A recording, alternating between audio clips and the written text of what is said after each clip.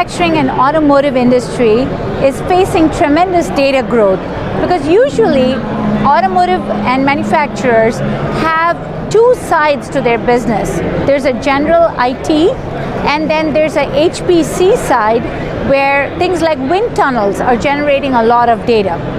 So usually manufacturers are looking for ways to do more with the same. And a lot of the data that they have is currently being stored on expensive network attached storage or NAS systems as files.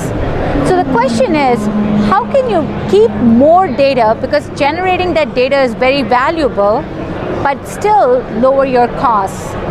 IBM Cloud Object Storage and Komprise provide a very simple, frictionless way to get NAS data, cold NAS data, to an object store without any disruption to your HPC or your business users.